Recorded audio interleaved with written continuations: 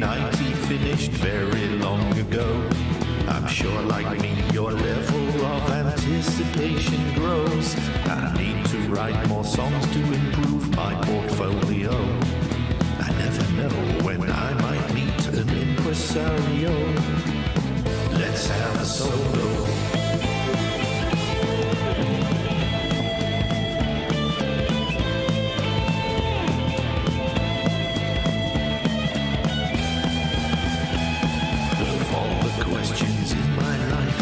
Does vex me so. I need the answers so that I can get on with the show. And so I hope you'll tell me, cause I really need to know. The calendar remains unchecked. Is it FAWM yet?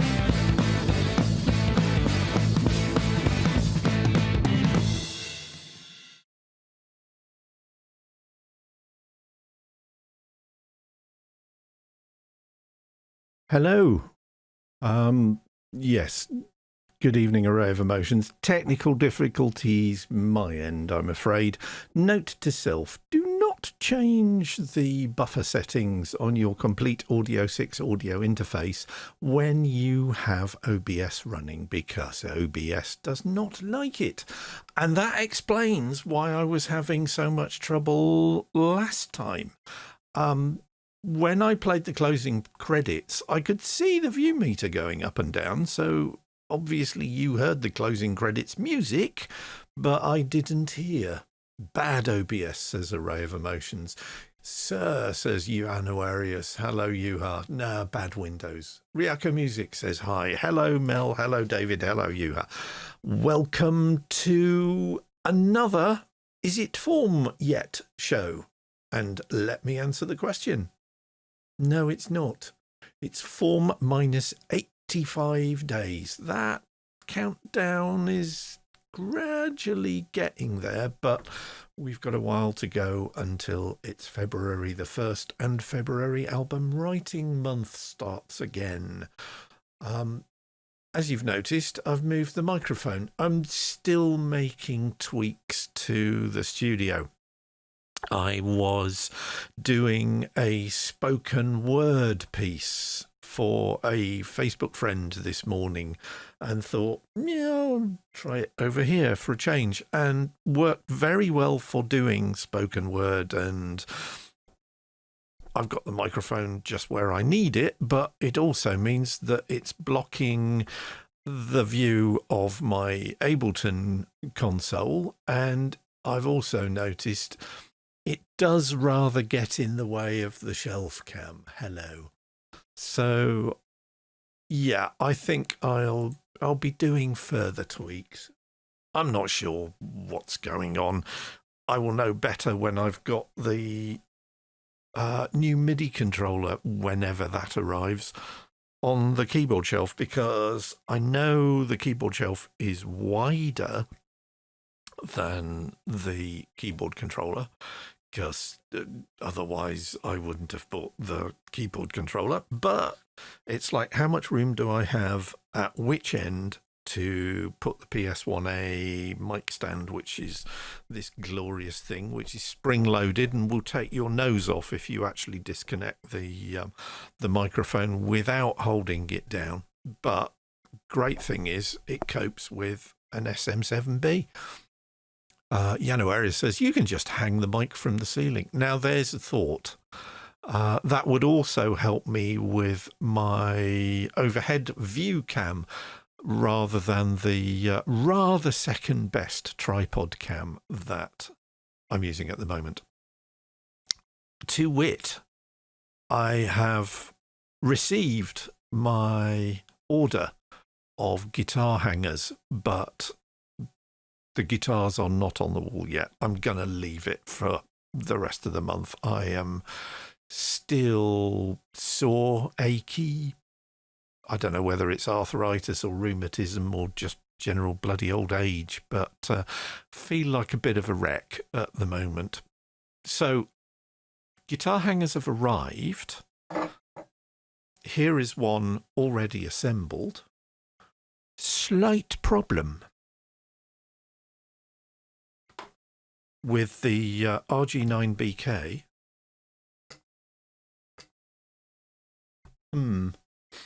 Next too wide. Most of the packages came with a catalogue number stuck over the assembly instructions.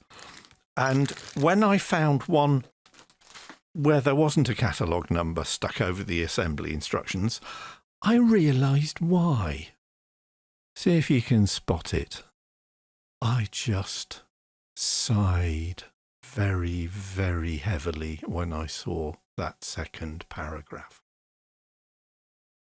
As you can see, the instructions for assembling the said guitar hanger are rather more egg-related than I thought they were going to be. Januarius is still buffering. Oh no, it's just Twitch being an a-hole, says Januarius. Ryako Music, yoke versus yoke. Exactly so. I know people rely a lot on spell checkers, but or spec cellars even. But you've got to suss the context of things. The number of times I see people using yoke, meaning the yellow bit of an egg, when what they should mean is the thing that goes over your shoulders. I don't know. Ryako Music says, I win! Do I get a prize? You get to have a very, very bright red username ID on my stream chat window. I'll have to say that. It's like, oh, crikey, yes. What a week. What a weekend. I may have had a slight hangover this morning. Array of Emotion says, as a non-native English speaker, there are a lot of confusing words in your language. English makes no sense whatsoever. The fact that a word like slough can also be pronounced slough, and that cleave means both to split in two and to stick together. It's a mad language. You just sort of absorb it through osmosis growing up. And I have had conversations with quite a few non-native English speakers in my time who have all at some point during the conversation gone, you realise that your language is completely mad, don't you? To which I just nod and go, yep, absolutely. Ryako Music says, as a non-native Flemish speaker, there are a lot of confusing words in your language, Array of Emotions. So there you go. It's not just us, but we do rather tend to purloin other languages' words, which is why some estimates of the number of words in the English language veer towards the 750,000 mark, whereas Italian has about 150,000. So Januaris says, angle and angel are the same word with one letter switched, and you pronounce the beginning of the word differently. You're lucky that we pronounce the beginning of the word at all, given that, English place names is a discussion we can have for another time, because once I go off on it, then I won't stop. But let me just say that there is a village near where my parents' last house was that is written out as if it was pronounced stiff key. But it's not pronounced stiff key at all. It's pronounced Stooky. And the Norfolk village of Wyndham is not spelt Wyndham. It's pronounced, or it's spelt out Wymondham. So who knows? Anyway, yes, I had a hangover this morning, I have to say. Splendidly good news for a change. That was worth celebrating. And to that end, I've been giving quite a lot of thought to challenges for February album writing month when it gets underway in February the 1st. Because remember, we've got 85 days until February album writing month gets underway. And there have been issues in the past few months with spammers on the site.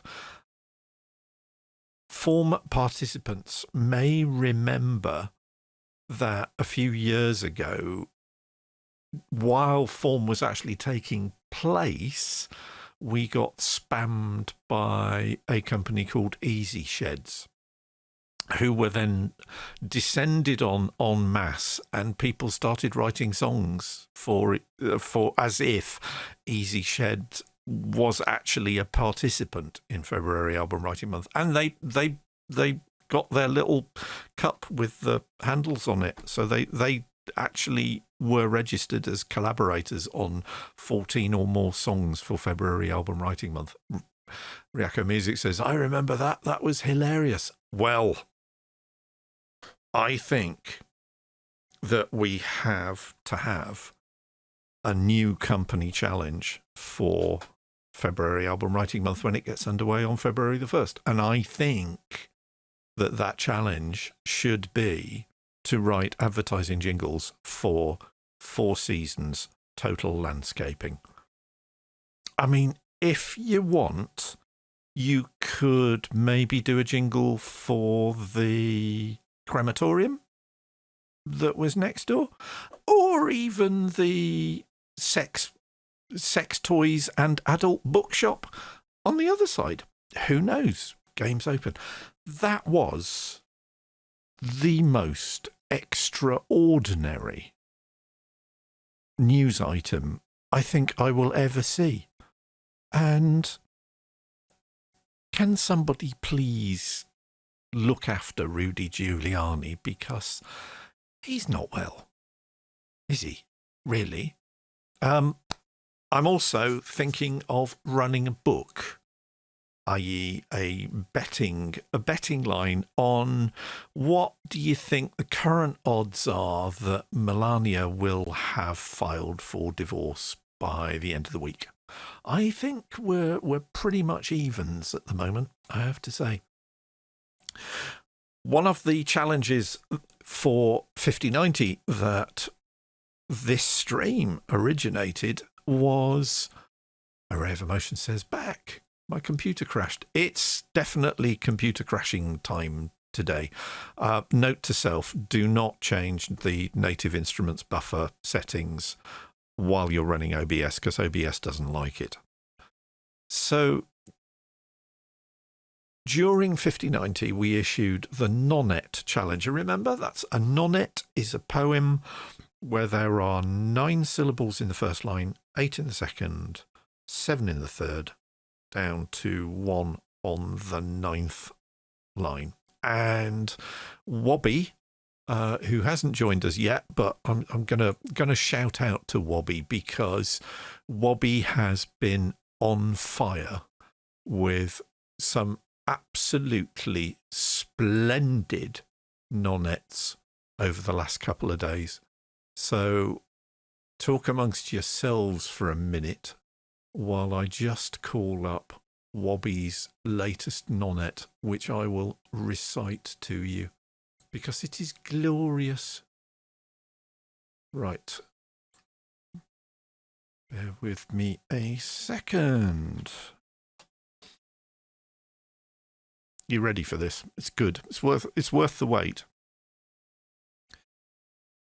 So Wobby has combined the nonnet challenge of 5090 with the aforementioned Four Seasons Total Landscaping challenge that we will be doing in February, and has come up with a nonnet called Four Seasons Total Landscaping. So I will recite Wobby's nonnet. Here we go. Oh, how I have laughed all day. You couldn't make it up. Crematorium, press conference, and pawn shop. No way. Ah! by Wobby Wobbit. I thought that was rather excellent. I really did. Ryako Music says, I bet there's a solid prenup in place. Well, funny you should mention that. Cast your mind back to the beginning of the Trump presidency when Melania stayed in New York for 10 weeks, ostensibly to ensure that her son's schooling was organised properly. It's now fairly widely believed that it was so she could get in place an absolute cast iron prenup or post-nup or whatever else, modified prenup. And I think she will probably be exercising that option in the not too distant future, don't you? Ryako Music says, there's probably a 5-year gag order post-divorce. Oh, yes. Forever Motion said she could move back home and then release a tell-all book. Who knows? It's gone from being depressing, seeing the orange one on television, to being mildly amusing, I have to say.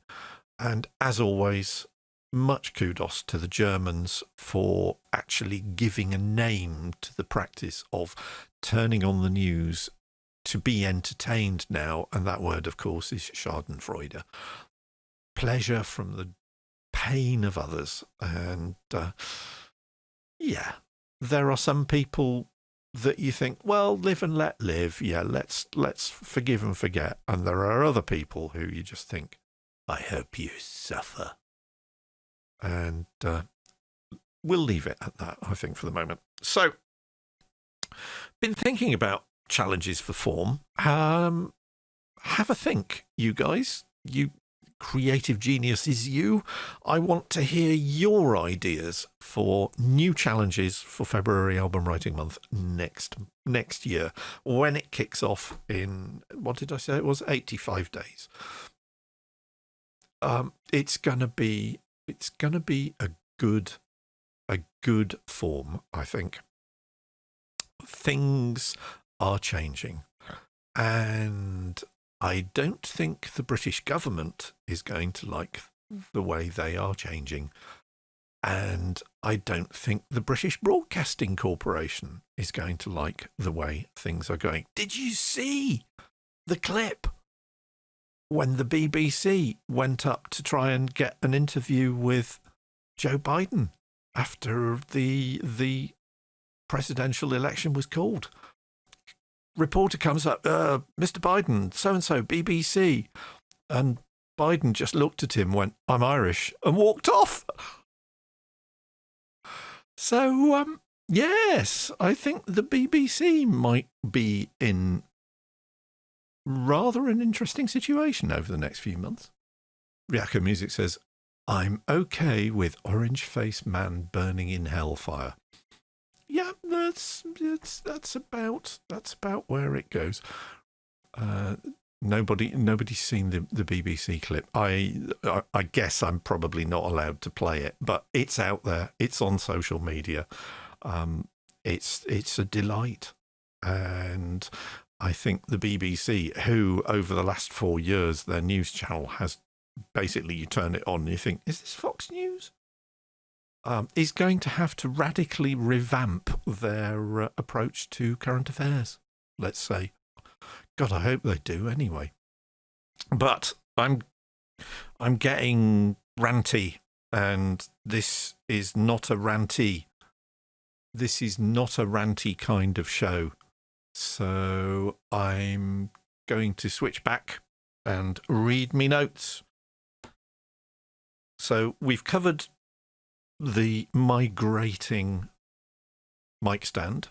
We've covered me guitar hangers. Chris Hansen 69, hello. Yes, I've been kind of busy again. Haven't been as busy as I was on Thursday. If you check out Thursday's stream, which I edited down and put on YouTube, and search for Head First Only on YouTube, or just follow the stream on Twitch. Goodness me, I was perky on Thursday, as Wobby observed, which is probably because I'd had rather too much caffeine, including several energy drinks and a couple of cold lattes just before I went on the air, which is, well, it made for entertaining streaming, but I didn't really sleep after that, so I have not done so this time. So yeah, I am working on an album which I'm gonna put on Bandcamp as pay what you want when it's done. It will be probably ready end of this month. I'm hoping I'll get it done before the end of the month, but the rate at which I'm going through it at the moment, I've got 6 tracks under me belt at the moment. Ryako Music says energy drinks are probably bad for you. I think there's no probably in that at all. I remember staying with my father once many years ago in Norfolk, and after 3 days I started coming down with the flu and felt dreadful, and realised I was going to feel even more dreadful and didn't want basically to end up just being stuck in bed in my father's house. So I thought, right, I'll drive home, which took me about 4.5 hours. And that is the only time I have ever drunk one of those Monster energy drinks. And it didn't even touch the sides. I pretty much necked the whole thing. Can't remember what it tasted like.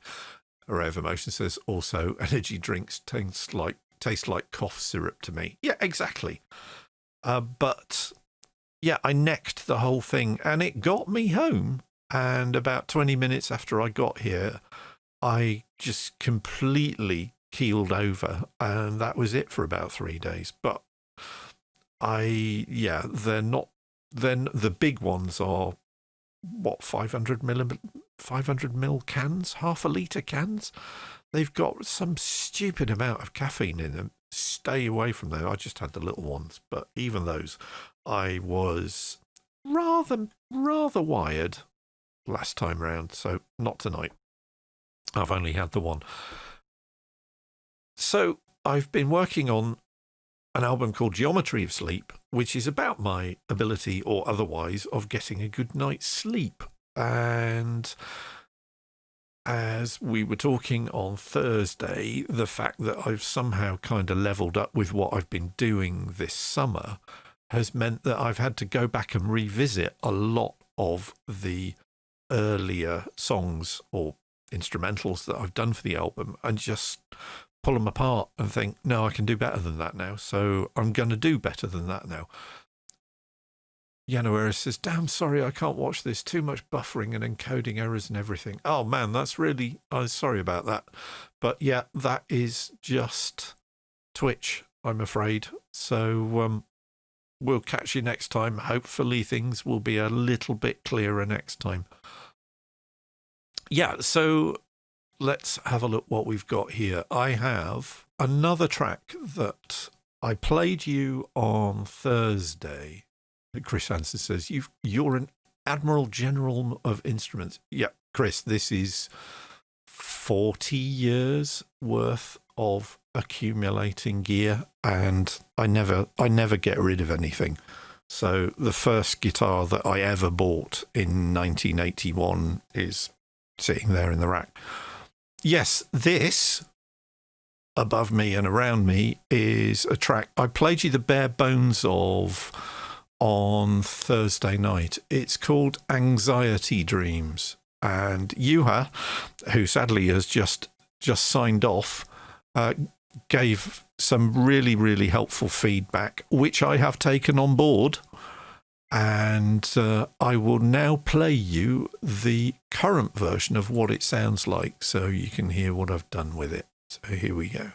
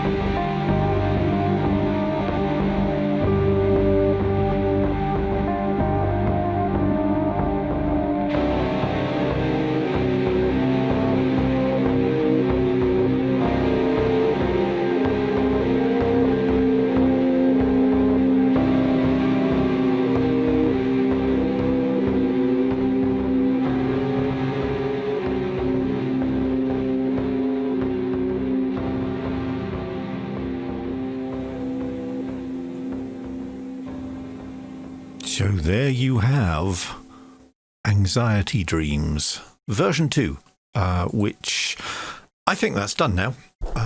Chris Hansen said, thanks with all the harmonies in it intact, the dissonance work.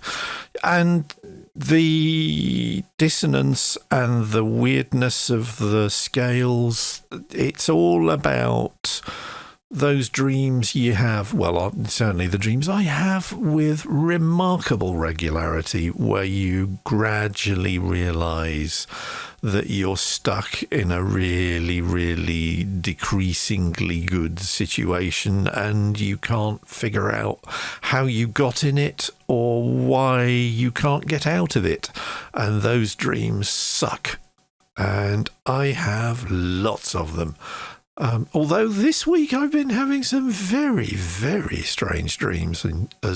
Anyway, so Chris liked the piano, and I've talked about this before, but this was a radical departure for me because the main piano on this is the Korg M3, which is this beast behind me, and it has a preset on it which is known as, or a sample on it that's known as cinematic piano.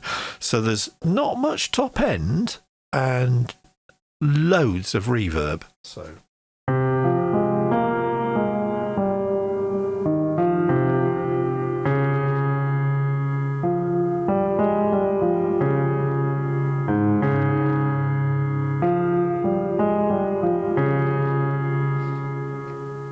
So all well and good. I've used that particular piano sample or that particular piano patch a lot.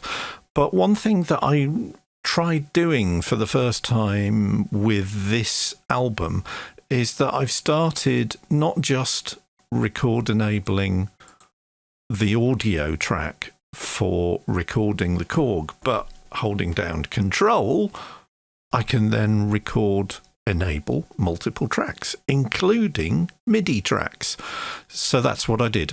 And the MIDI track on this is Ableton's own grand piano sample in sampler, but it's a particular setting called reverse grand piano. And what's rather nice about it is if I turn the Korg down on the mixer, so all you can hear is the MIDI signal that's coming out from the reverse grand piano. It sounds like this when you hold a chord down.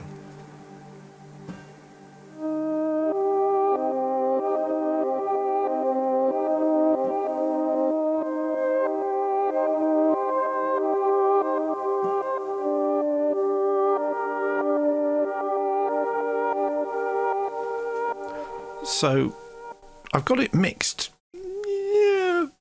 right up front. In fact, it's actually mixed higher than the actual cinematic piano is.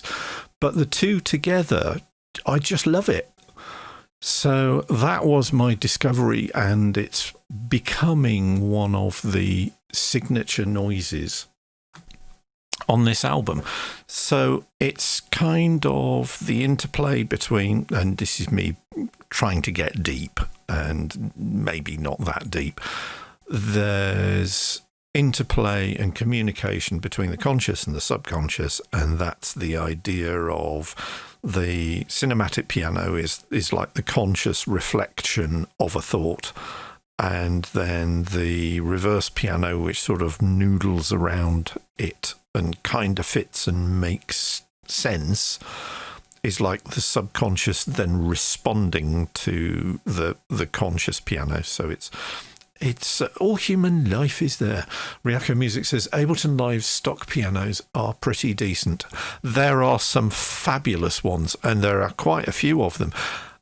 And I have to say it, I'm a big Arturia fanboy, so I use the Arturia V collection of synthesizers an awful lot, and the Arturia V collection Fender Rhodes is really good. Piano, can't get on with it. I tend to pick the Arturia piano. I'll listen to it for a few mixes and then I'll bed it into the rest of the track and suddenly think, you know what, I'm just going to use the Ableton Sampler's grand piano instead. Ryako Music says, I'm totally going to use that reverse piano in Metropolis now. Go for it. I want to hear this. I want to hear what you do with that combination. Because if those of you watching do not know, Ryako scores or is in the process of scoring a new soundtrack to Fritz Lang's 1927 silent film masterpiece Metropolis, which is the one with the funky robot and the Rotfang, the mad inventor with the plastic hand and everything else. And tune in, Ryako Music on Twitch on Wednesdays at 8 p.m. British. No, we're not British anymore. Greenwich Mean Time, 9 p.m. Europe. And do watch it. Chris Hansen says the bass in Ableton is this. Oh yes, tell me about it.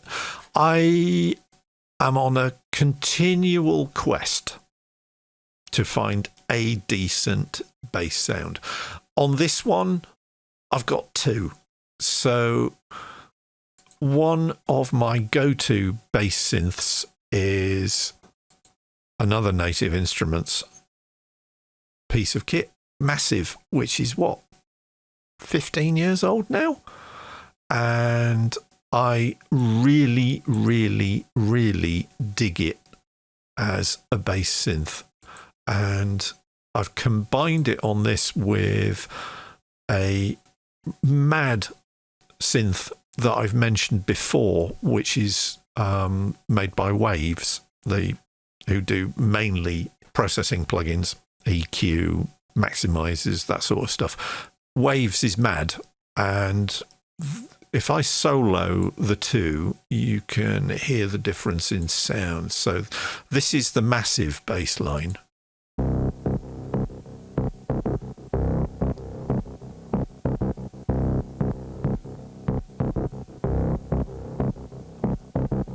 And this is the flow motion bass line.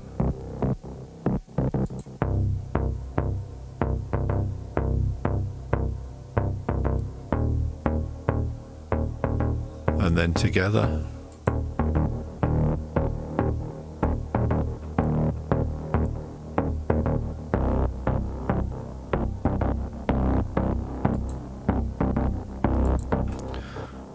Ryako Music says, I use Serum for bass a lot. I'm holding off on buying Serum. I've bought so much software synths and gear this year. My budget for this, well, for about the next year and a half is completely blown because this setup is brand new. If you look at some of the other streams, this gear did not look this organized, and my studio was actually under a bunk bed. But I am now firmly ensconced in a brand new studio, and it's been inspiring me because I've been spending most of the last couple of weeks in here since I got it up and running again. And there are lots of guitars on this. Yuha said, bass guitar's a bit much, because I literally started 17 bars into the track and continued to the end and thought, no, I need to stop that. So changing it up. Keep the listener interested by making things different. That's something I really need to work on, because if I find something that I like, I'll go, I've all the things, all the bars. And I really have worked to do more than that on this album. Hence, there's some very, very large power chord guitars, and then a little bit of a fairly low gain solo with one of my trusty go-to pieces of kit, which is very heavy, which is the G&L S500, which is kind of like the Strat Mark II that Leo Fender designed after he left Fender. And this is the guitar that I tend to use when I want to be David Gilmour, because it's quite nice for decent pitch bends. Ryako Music says, your setup is so nice. Thank you. I'm very proud of it. I knackered myself putting it together, and in fact, I can still feel it in my back, because this desk from Chunky Studio Furniture and Guy Mitson down in Banwell, the other side of Bristol, built specially for me and sourced from recycled wood, weighs a ton. Let's just put it like that. But anyway, to the music at hand. So that was Anxiety Dreams as it now stands. And talking about dreams and phases of sleep that aren't particularly restorative, that you really find sleep problematic or difficult, that's one half of a 2-track diversion in the middle of the album, because that is track 5. And from track 5, I'm going to share with you now a brand new track. And this track was created, recorded, produced, mixed, mastered, whatever, today. So this is absolutely brand new. Ryako Music says, take some ibuprofen. Yes, I will be doing when I finish the stream. I tend to take a couple of ibuprofen or a couple of paracetamol before I go to bed, and that really helps, as does, sad git that I am, a hot water bottle. And my goodness me, we needed one this week because it was -2 one night this week. So, bass lines we've been talking about. Here, in a rather garish but rather lovely orange, is one of my other go-to bassline machines. And this, I said I was an Arturia fanboy. This is Arturia's emulation of the Casio CZ101. And if you ever see one for sale that's working and in good nick, get it, because it is already becoming a classic. And with good reason. The bass on this thing is incredible. So I wanted something fairly simple. So concept of this song. Let's start with the concept, and I'll tell you how I put the song together. But it's all about the bass. There's a song in that somewhere. Anxiety Dreams is when you have a dream and you're trying to get something, or you're trying to go somewhere, or you're trying to make something happen. And whatever you do, it will not come about. And as Chris said, yeah, Adam, they're deeply unpleasant dreams. The next kind of phase from that is that you either eventually recognize that it's an anxiety dream and wake up, which is what I normally do, or you start going into the death spiral of it just becoming more and more frenetic and stressful and tumultuous. So this track, and basically I had the name first, so I thought, okay, we've had anxiety of dreams. What's the number one thing that you don't want in sleep is tumult. So that's what this track's called. Ryako Music says, these are the only kind of dreams I have. Array of Emotion says, hot off the press. It doesn't get on any hotter than this. I was still working on this at 7 p.m. tonight. So, tumult. It's about getting progressively more stressed and more upset and more agitated as the track progresses. So the first thing that I knew I was going to do was that I was going to increase and ratchet up the song tempo from the beginning to the end of the track. And the track starts at 60 BPM. There you go. Starts at 60 BPM. And if I just turn me off for a second, it finishes at 100 BPM. So it increases by 40 BPM over about 5 minutes, 55 seconds. So that's quite a big lift. And Mel says, I've woken up weeping. I've woken up gasping for breath. Chris Hansen says, Tears for Fears Dreams. Yeah, oh, now that's a good one. Ryako Music says, like sleep crying. Array of Emotion says, I never remember my dreams after waking up, and sometimes I think that just kind of sucks. But then I hear you and Ryako Music talking about all your horrible dreams, and yeah, I'd rather take the not remembering. Yeah, believe me, most of them do fade, but occasionally I will get flashbacks. But then I had a kind of a tough time when I was a kid, and I've got PTSD as a result, and the two kind of coexist. You just, that's how my life is, and it sucks. But so massive BPM lift.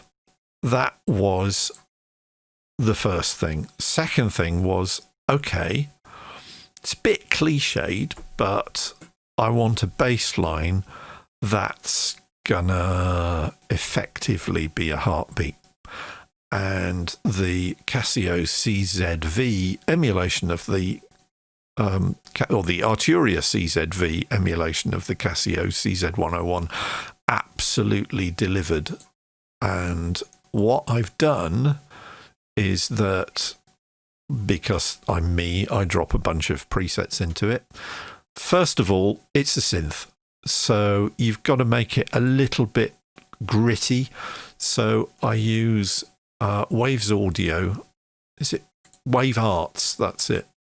Tube Saturator Vintage 64, which they do occasionally offer for free, and that's when I picked it up. So it just, as you see, the preset says subtle tube warmth. So it adds a bit of warmth, bit of harmonic distortion into what is a fairly clinical digital synth. Then another freebie that I picked up when Native Instruments were giving it away for nothing. In fact, I think you may be able to still pick it up for nothing, which is a sort of turbocharged compressor which can really drive stuff quite heavily. Punch, basically, I've got engaged. What that does is it makes the attack slower, so it lets the transients through, and the dirt just again emphasizes the harmonic distortion that's brought in by the tube saturator. And then I'm using a slapback echo because heartbeats go ba-dump, and so the CZ101 is giving me the B, and the clipped slap analog delay, which is just Ableton's built-in echo, I think it is, rather than delay. Let me just check. Yes, it is. So it's a preset in the echo setting, which I've then completely pulled apart and changed and tweaked. And if I solo the bass, what I've ended up with the bass is this.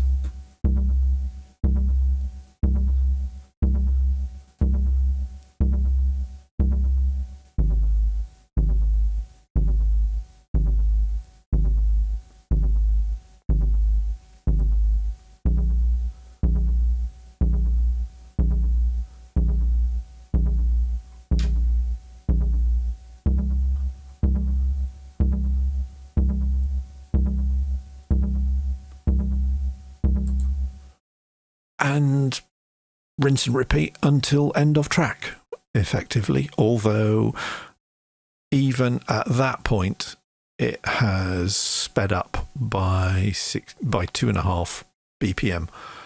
Ryako Music says, I like that slapback. You can do an awful lot creatively with delay lines as a guitarist. And we were talking, if you remember, a couple of weeks ago about the passing of Eddie Van Halen, and his guitar solo track, Cathedral, is effectively just him playing a very, very simple line, but the delay makes it sound wonderful. But maybe I'll do a demo of that one day when I've got my act together a little bit more. But as you can see, rather a lot of tracks on this one. So 27 tracks, nowhere near Mel's 90s, but this is quite a lot for me. And for an ambient album, I've broken my number one rule, which is ambient albums do not use percussion. Well, this one does. And all the percussion on this was played, if I just change to tripod cam, was played on this thing, which is my Mark I Ableton Push. So it's an array of touchpads which have aftertouch and velocity sensitivity. And I'm no drummer, but I ended up playing the drums using the push. And I made a fairly decent fist of it, I think, though I say it myself. Although I have also been using Ableton, another Ableton feature, which I've kind of just not bothered with so far. And that is the fact that when you're recording a MIDI track, you can actually select what it quantizes your performance to.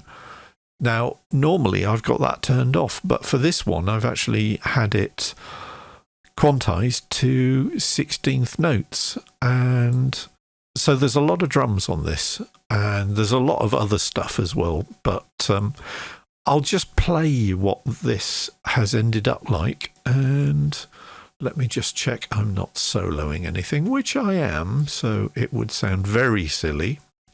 Okay, so there's a lot of stuff on here. I'll talk you through it when we get to the other end. But once again, we have the piano submix of the cinematic piano and the reverse grand piano. So the signature tone of the album continues. And this is what this track sounds like.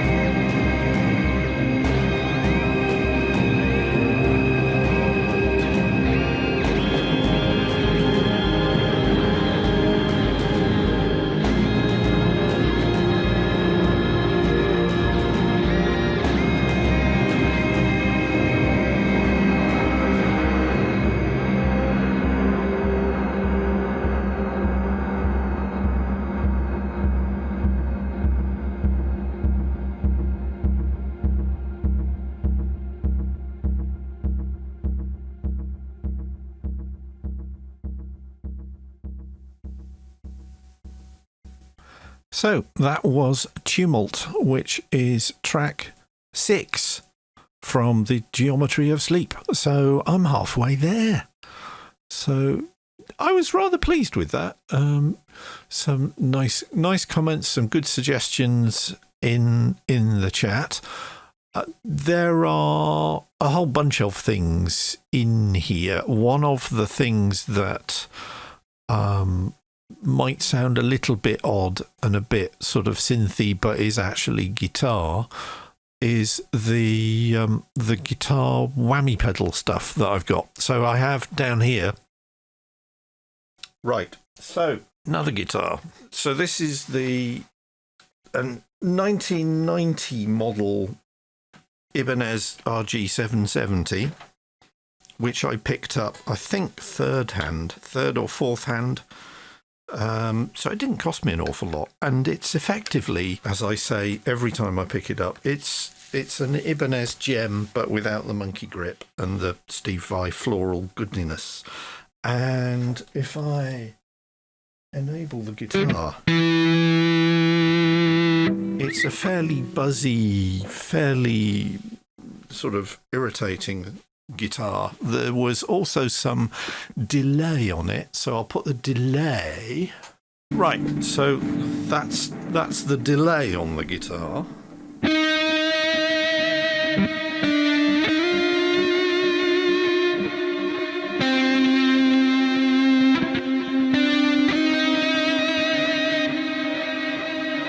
But I've got an expression pedal with the Zoom G3 multi-effects that I use, which means that it sounds a bit different.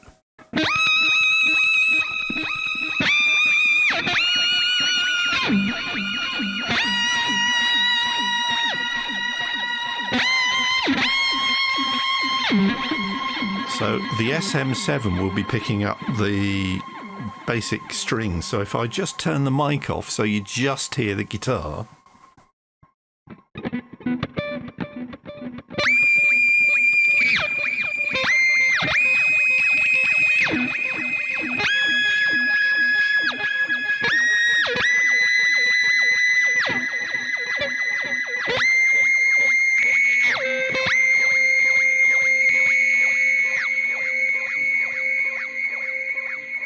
So with the real high frequencies, the processor struggles. So I put a bit of oomph into the input signal with me Digitech Bad Monkey overdrive, and it helps it.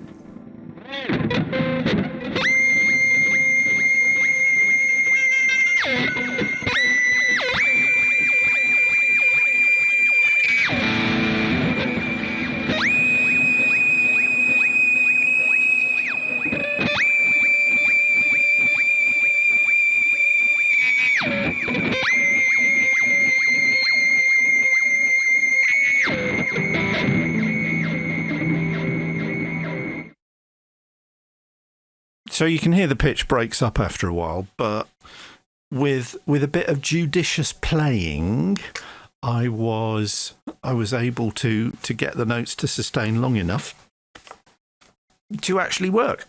Chris Hansen says, "Keep it audio slave." I just hope Mel's cats aren't actually within earshot, because cats do not tend to like those pitches. They're a bit savage for cats, I'm afraid. So there's a Gilmore-ish rhythm going on in the back of that, which is just trying to give a bit of bed to everything. So if I play that bit.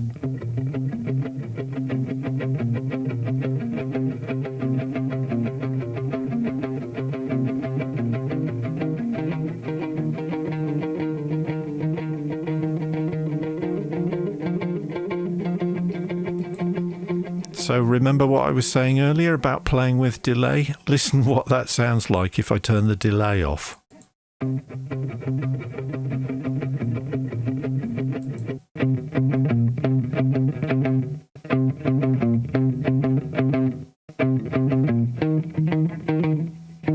So that's the basic rhythm I'm playing.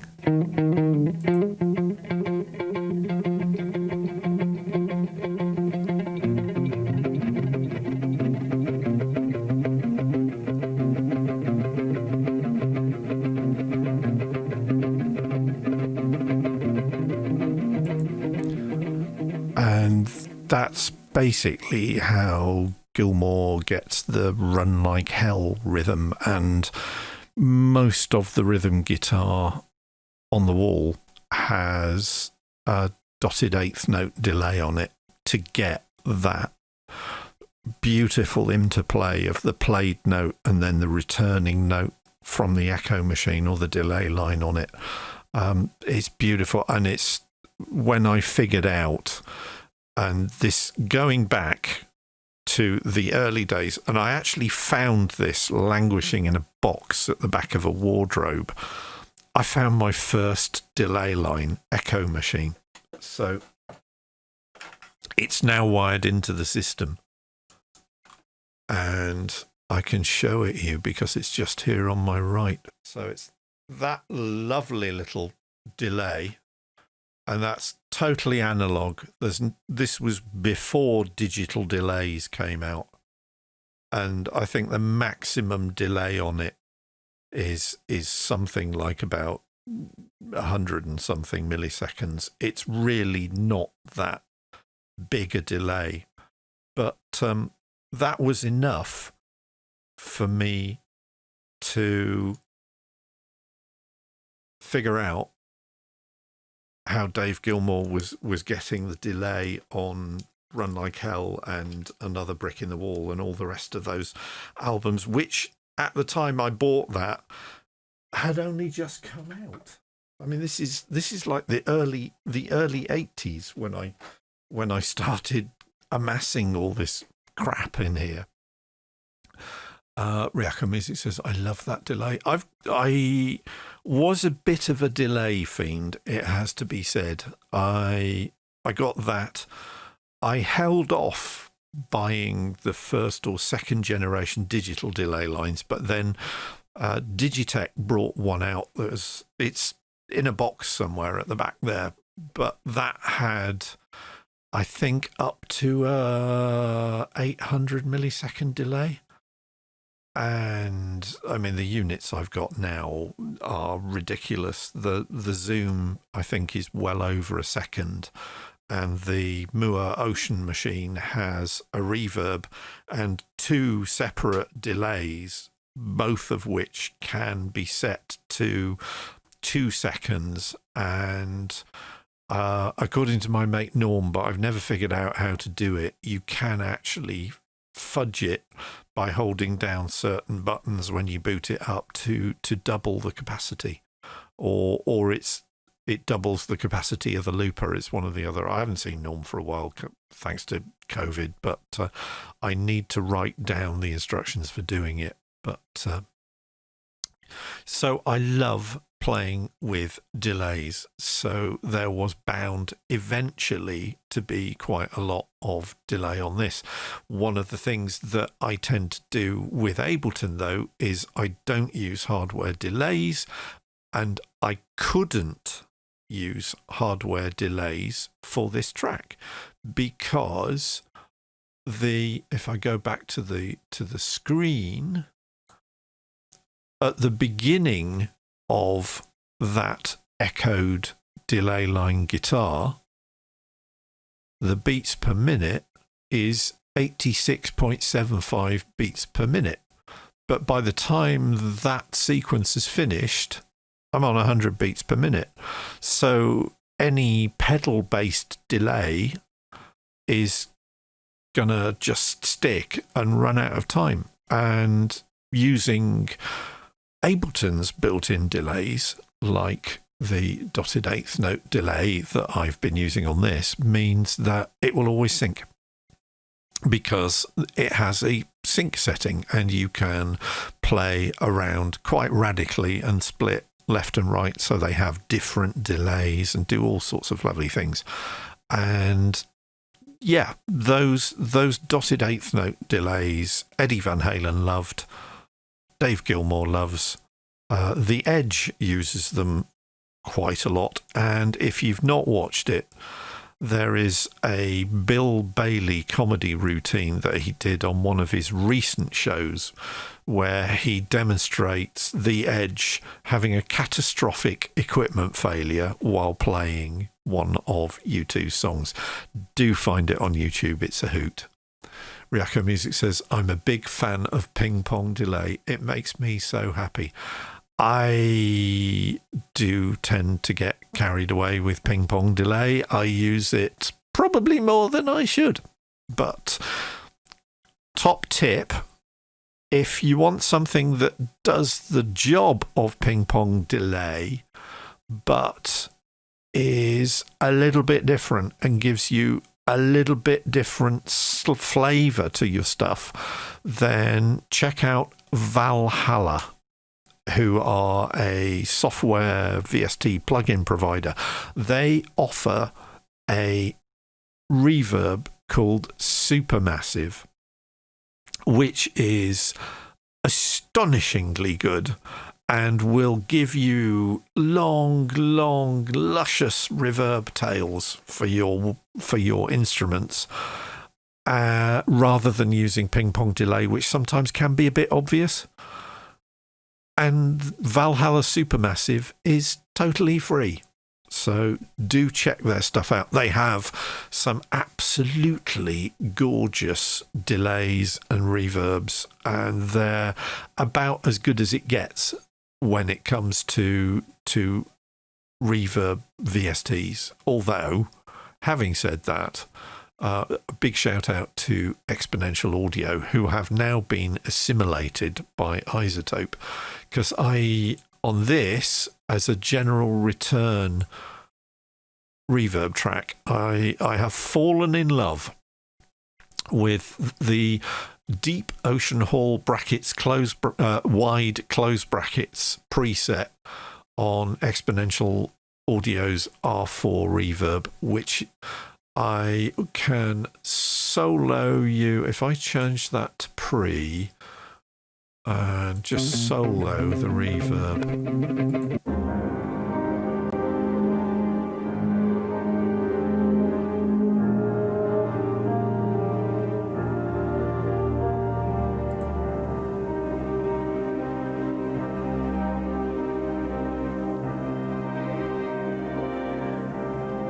Isn't that lovely? It's just, there's not too much mud on it. Although it would probably benefit if I EQ. In fact, I could EQ out the bottom end, but I rather liked that. And to that end, that was one of the other things I was going to talk about. Using EQ with other effects. The octave guitars, I kind of got quite enthusiastic about playing those bits, but I noticed when I played them back, there's quite a lot of mechanical noise from the guitar itself, and me being a little bit too enthusiastic with the whammy bar. So in order to try and get rid of as much of that as I could, that's how savage I've been with the octave guitar submix.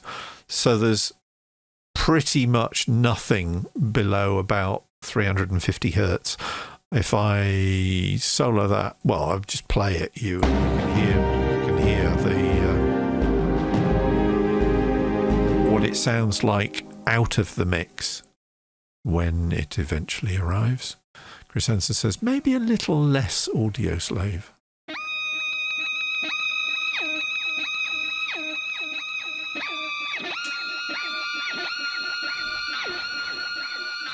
Yeah, I tried rolling off the high end a little bit more than this, and it goes a bit woolly. Listen.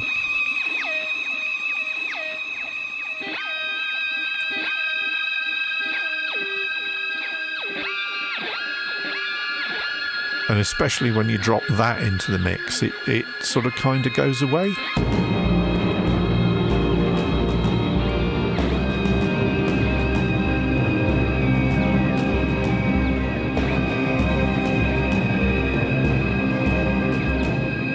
Part of the reason for that, of course, is that it's competing with all the masses of strings I've got, which is why there are no violins in this submix. It's all string ensembles, half string or string half ensembles, or cellos or basses. There's no, and violas. There's no violins in this at all because they just got in the way. But I think I've kind of managed to keep most of it separate. I'm very taken with Spitfire Audio's cinematic percussion, I think it's called, which was 29 quid.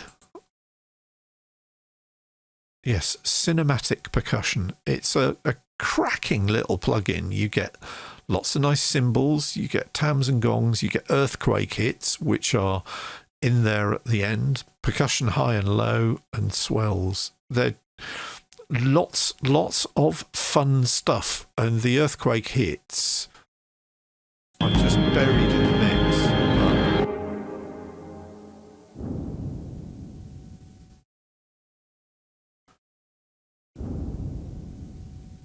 In fact, they could probably come up a bit more.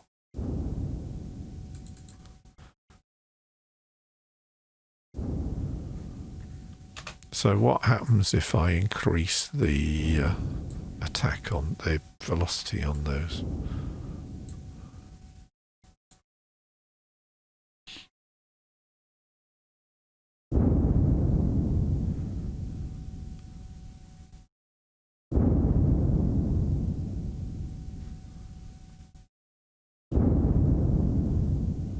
Yeah, they're a bit too muddy, louder, so I'm going to just leave those as they were. Chris Hansen, Server Design, says, violins get in everyone's way. You need to be really meticulous if you want to add them in.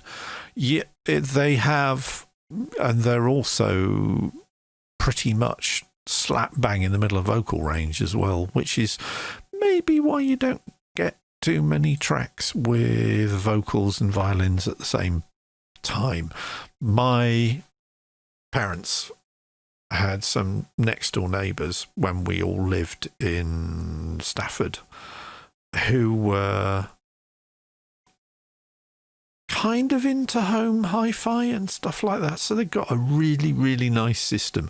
And this was back in the days when my dad didn't even have a record player, so I always used to go next door and listen to music on next door's hi-fi. But their listening choice was primarily Val Doonican or Mantovani. And for those of us of a certain age, I don't know how, I'm guessing you guys probably are a bit young to know about Mantovani. But Mantovani basically cornered the market on schmaltz back in the 1960s, and his albums consist of just hundreds of strings in a string section. Mantovani and violins are two words that almost inevitably occur in the same sentence. But Ryako Music says, I use violins and vocals together. Yeah, but your vocal range is such that you can maneuver around violins far more than, say, I could, although my vocal range as I get older has dropped. It's currently in the cello range, I think, at the moment. It won't be long before it drops down to the basses range. That's how bad it's getting. But at least that does mean that I get described as the Leonard Cohen of prog by Prog Magazine. Chris Hansen says, sharing high octaves is an art. You want to check out a singer-songwriter by the name of Lisa Dalbello, who released 3 or 4 killer albums in the 1980s. She has a track on the 8.5 Weeks soundtrack album one of her songs, which is called Close to You, was covered by the heavy metal band Queensryche, although her version is far better. She employed the services of a Chapman stick player of some renown called Fergus Marsh, and she has an album called She, which is stonkingly good, which has a classic track. It's on YouTube, so do check it out after the stream. It's called Immaculate Eyes by Lisa Dalbello, Dalbello. Has guitar solo by a certain Mr. David Gilmour. But Dalbello had, at the time, something like a 5-octave range. Her singing voice is extraordinary, so do check her out. Lisa Dalbello. She is the first album of hers that I bought, and I became obsessed with it. There's another one called Who Man For Say, and in fact I've probably got the other albums somewhere on here if I call them up. So I have most of there we go. Dalbello. Drastic Measure is the other one I've got, but well worth checking out, and she's still writing stuff. So bass has loads of room, so has mid. High playing has the thing of you were one frequency off, let's do that again. Yeah, absolutely. Well, I don't know, highs are difficult. Lows, because when you're playing something low, even being a tiny percentage of a hertz off the note that you're trying to play has a massive effect when you're down playing. I mean, I've got a mate on Facebook called Yves Carbon who plays extended range basses, and he has an insane extended range fretless bass, and we figured out that the lowest note that he can get out of it, the open frequency on the lowest string, I think is a B00, whatever it was. I went off and did the maths, and that string was oscillating at 16 point something hertz. So it's like, it sounds like a cat purring. It doesn't sound like a note. And I think it was Stockhausen was one of the composers in the 20th century who was really interested in the physics of sound. So he would explore how the frequency of a noise turned from being a noise into a musical note. And I've forgotten the name of the piece that he wrote, but there is one piece that explores that boundary of when something becomes just noises and then suddenly becomes a musical note that you go, oh, really, really interesting. Stockhausen was challenging to listen to, shall we say, but one of his greatest fans, who did a lot to advance the popularity of Stockhausen's work in the United States in the 60s, and actually wrote Stockhausen fan letters, was a certain Mr. Frank Zappa.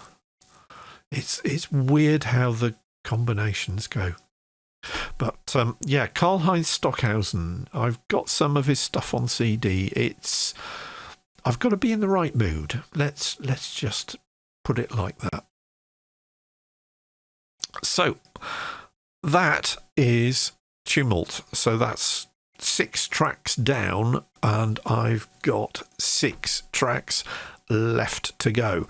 Now, some of those tracks are in a fairly decent state. So I'm kind of guessing that the last half of the album isn't going to take me as long as the first half did.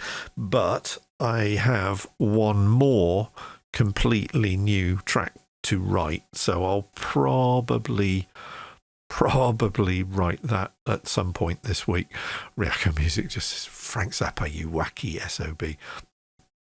I wish Frank was still with us. If you can find a copy of the Frank Zappa book, which was written by Frank Zappa with the assistance of the journalist Peter Occhiogrosso, then do try and find a copy. Hang on, I've got a copy here. No, actually, I moved it. It will take me too long to find it. Find a copy if you can. It's brilliant. It's got loads of cartoons. It's got loads of stories in it, and it encompasses most of Frank's career, including testifying against the PMRC and Tipper Gore at the White House back in the early mid 80s. But I'm kind of a bit of a Zappa fan, and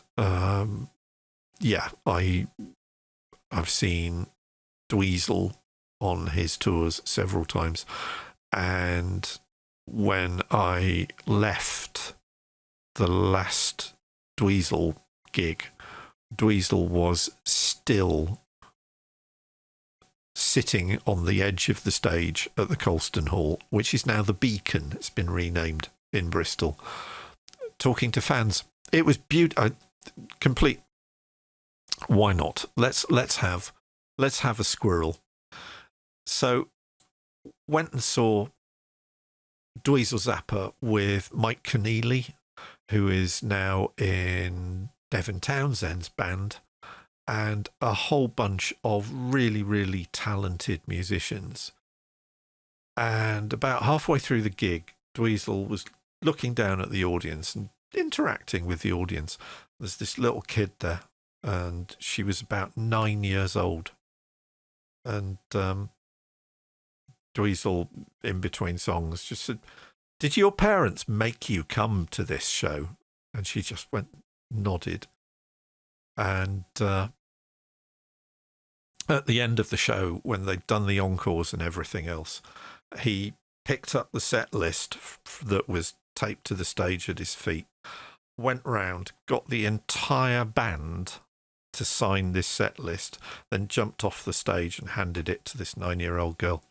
I bet she's not going to forget that gig for a long, long time. I thought that was just lovely. Reacco Music says, show it on Thursday. Okay, I will make a note. Have the Frank Zappa book to hand on Thursday. So I always have prompt notes. And see, this is one of the things when you're doing February album writing month, when you're doing an album, anything like that, always have a pen, in my case, a fountain pen, and a notebook within arm's reach, because whenever you think of something, write it down as soon as you can, because you will have forgotten it if you just leave it, because that's how things work. So I have actually several. There's another one I've got which I found in a second-hand shop many years ago, called The Dialectics of Poodle Play, which was written by an English journalist, and there are fans who take a keen interest in their idols' music, and there are the obsessives. And this guy definitely was well into obsessive character. But anyway, Chris Hansen says, always record, even if it's musical sheet music. Might be more practically, actually. Yeah, the number of times when I was just starting with Ableton where I'd have a bed track like this, and I'd pick up the guitar and I'd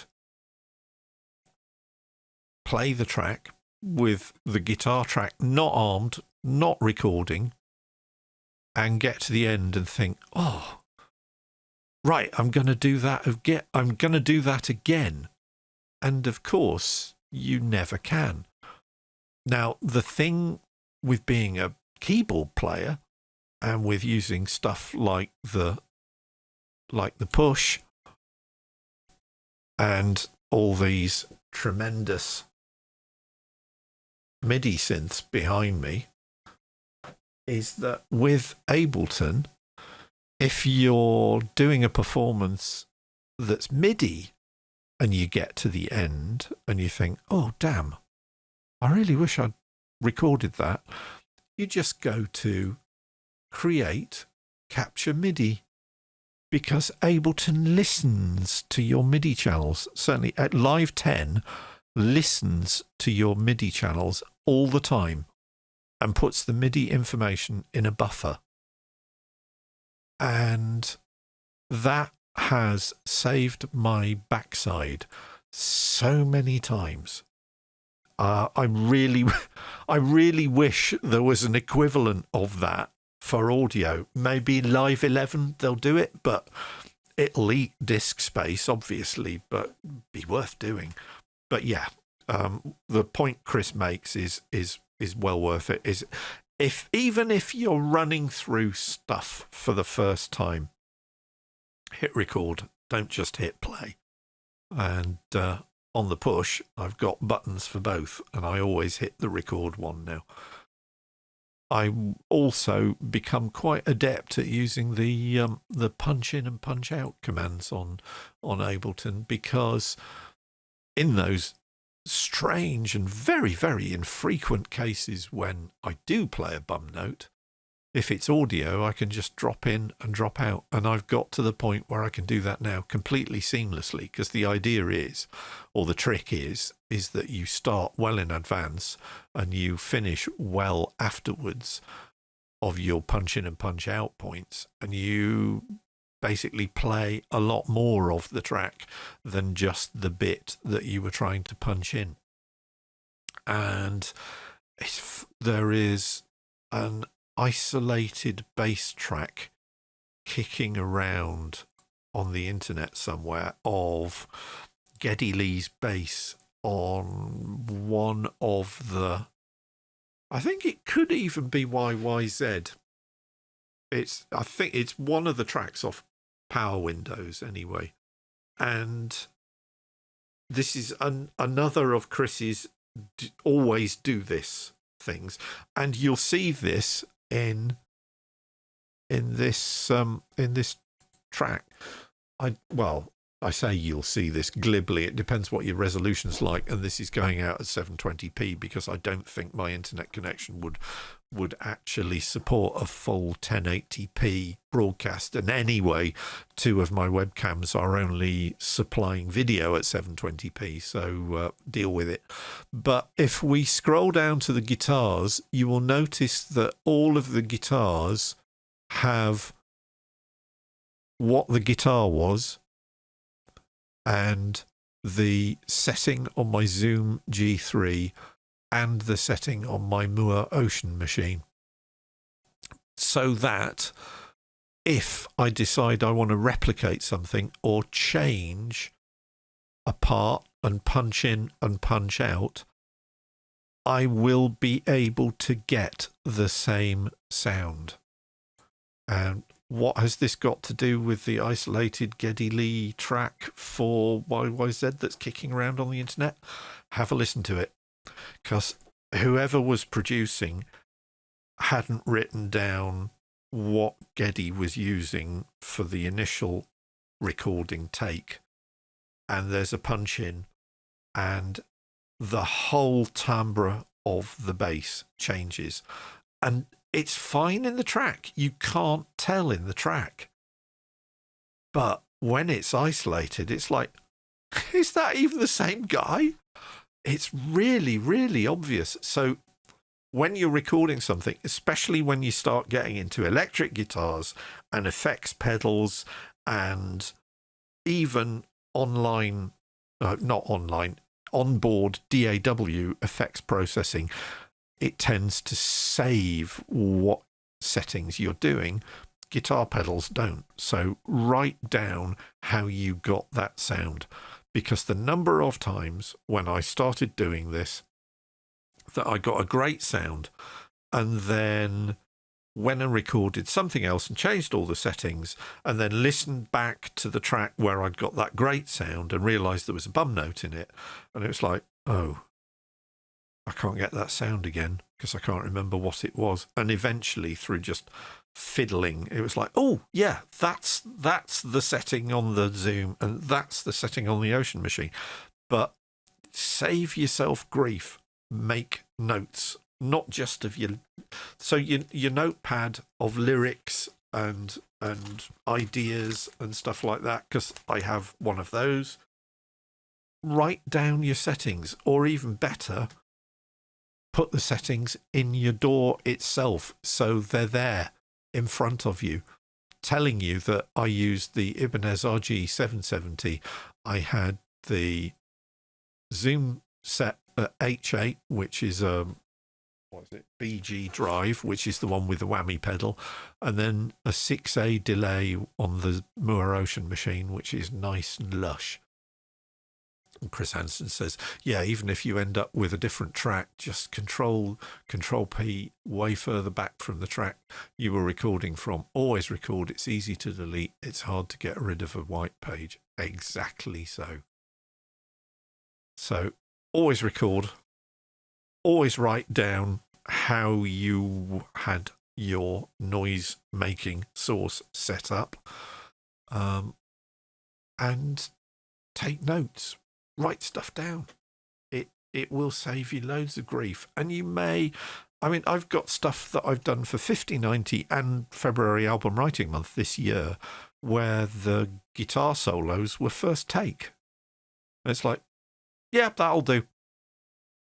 And if I'd followed my old practice of not recording when I went into it, it wouldn't be the same song.